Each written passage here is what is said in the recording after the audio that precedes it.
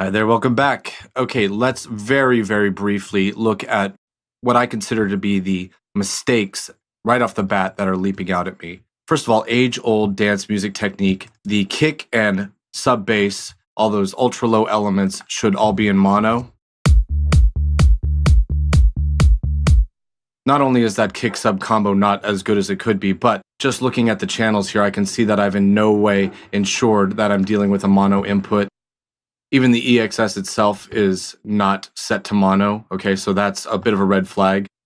Sub bass, again, I'm seeing a mono channel here, but I definitely want to use a mono utility. It's a basic plugin, a very bread and butter plugin that comes with Logic to ensure that the kick and sub bass are indeed in mono. That makes all the difference.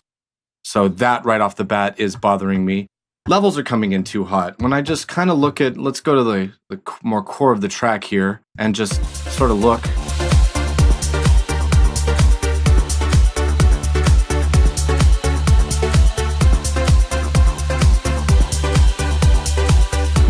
We're getting slammed. We're getting slammed a little bit too much.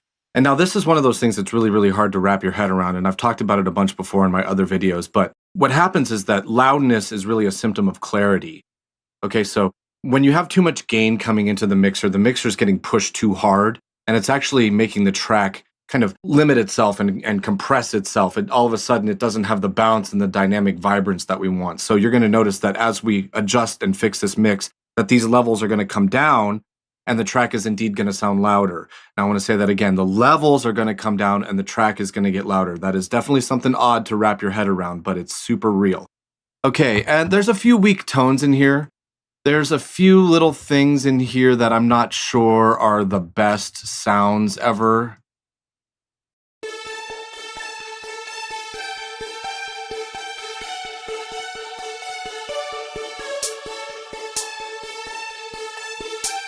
Yeah, some of these tones don't really knock me out, and that's okay.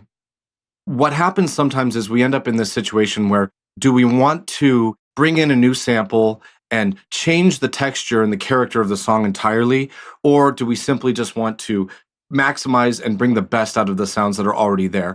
The idea here is that since this is a mixdown series, we're just going to focus on making the most out of what's already there. But I do want to address some of these weaker tones, and we'll get there.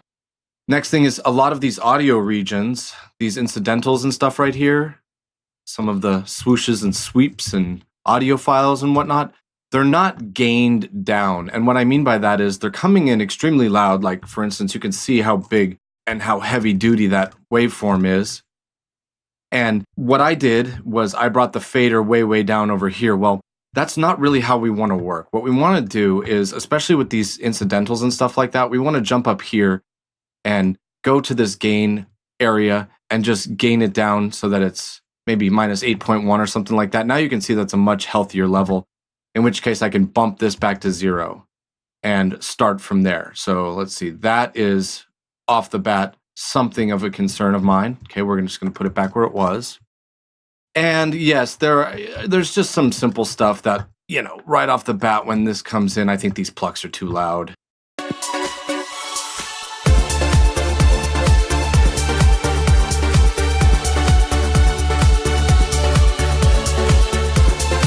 And the shaker's too loud. And lastly, the master bus is not slammed, but I think that we can do ourselves a little bit of a favor by getting some more headroom on it.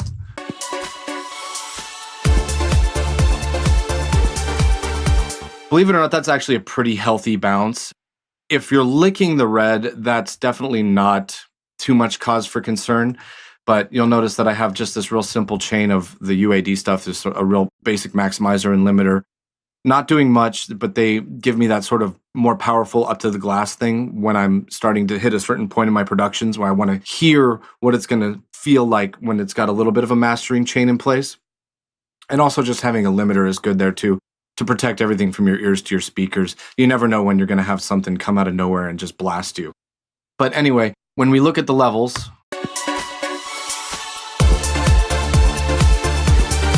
you know, I'm not really too pleased with what I'm seeing at the master. So these are common mistakes. You know, this track is old, and I've grown certainly a lot in the meantime.